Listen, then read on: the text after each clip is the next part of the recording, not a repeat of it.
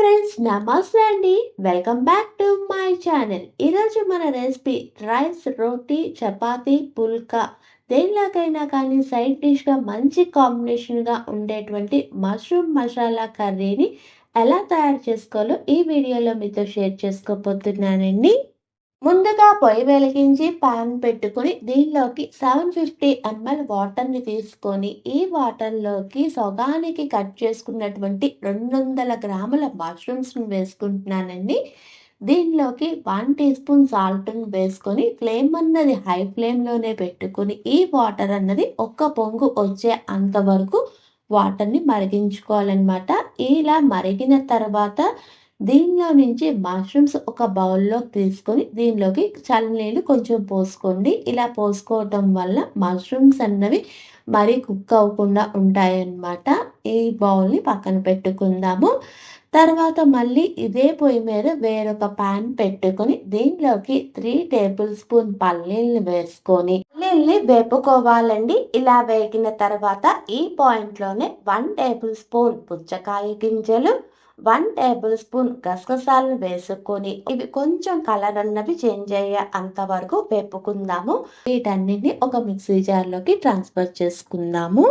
దీనిలోకి తక్కువ వలుచుకున్నటువంటి 10 వెల్లుల్లి రెబ్బలు, శుభ్రం చేసుకున్నటువంటి 1 ఇంచ్ అల్లము, 1 టీ స్పూన్ ఉప్పు, 1 టీ స్పూన్ కారం వేసుకొని ఇది నలగటానికి సరిపడా వాటర్ని యాడ్ చేసుకొని వెన్నలాగా దీన్ని మిక్సీ పట్టుకోవాలండి. ఇలా మిక్సీ పట్టుకున్నటువంటి మసాలా పేస్ట్ని పక్కన పెట్టుకుందాము. తర్వాత వేరొక మిక్సీ జార్ తీసుకొని దీనిలోకి ఫైన్గా చాప్ చేసినటువంటి మీడియం సైజు 3 టమాటాలను తీసుకొని ఈ టమాటాలని పేస్ట్గా చేసుకొని దీన్ని కూడా పక్కన పెట్టుకుందాము. తర్వాత పొయ్యి వెలిగించి పాన్ పెట్టుకొని దీనిలోకి 1 టేబుల్ స్పూన్ నూనె, 1 టీ స్పూన్ నెయ్యి, 1 టీ స్పూన్ కలోంజీ సీడ్స్ని కూడా వేసుకొని ఒక్క నిమిషం వేపుకోవాలండి. కలోంజీ సీడ్స్ వద్దు అనుకుంటే జీలకర్ర వేసుకోవచ్చు.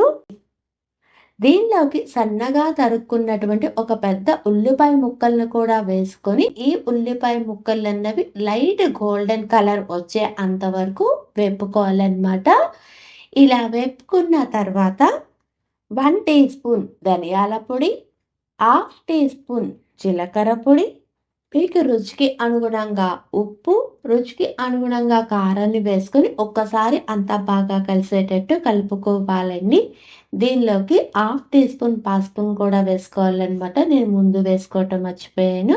దాన్ని కూడా వేసుకొని ఒక్కసారి అంతా బాగా కలిసేటట్టు కలుపుకొని మనం తీసుకున్నటువంటి స్పైసెస్ అన్ని మాడిపోకుండా ఉండడం కోసం దీనిలోకి 1/2 కప్పు వాటర్ని వేసుకొని ఆయిల్ అన్నది సపరేట్ అయ్యే అంతవరకు కుక్ చేసుకోవాలి. ఇలా సపరేట్ అయిన తర్వాత ఈ పాయింట్లోనే మనం ముందుగా మిక్సీ పట్టుకున్నటువంటి టమాటా పేస్ట్ ఉంది కదా దాన్ని కూడా వేసుకొని అంతా బాగా కలిసేటట్టు కలుపుకొని దీనిలోకి సగానికి చీల్చుకున్నటువంటి 3 పచ్చిమిరపకాయలు, ఒక రెమ్మ కరివేపాకును కూడా వేసుకొని ఒక్కసారి బాగా కలిసేటట్టు కలుపుకొని దీనిలో నుంచి కూడా ఆయిల్ అన్నది సపరేట్ అయ్యే అంతవరకు కుక్ చేసుకుందాము. ఇలా సపరేట్ అయిన తర్వాత మిక్సీ పట్టుకున్నటువంటి masala paste, 1/2 teaspoon garam మసాలాను వేసుకొని ఒక్కసారి బాగా కలిసేటట్టు కలుపుకొని మనం చట్నీలో వేసుకున్నటువంటి మష్రూమ్స్ కర్రీ కన్సిస్టెన్సీకి సరిపడా వాటర్ని వేసుకొని అంతా బాగా కలిసేటట్టు కలుపుకొని దీనిపైన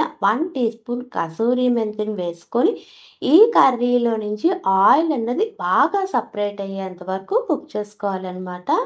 ఇలా సపరేట్ అయిన తర్వాత దీనిపైన ఫైన్గా చాప్ చేసినటువంటి 1 టేబుల్ స్పూన్ కొత్తిమీరని వేసుకొని డిష్ అవుట్ చేసుకోవటమే అండి.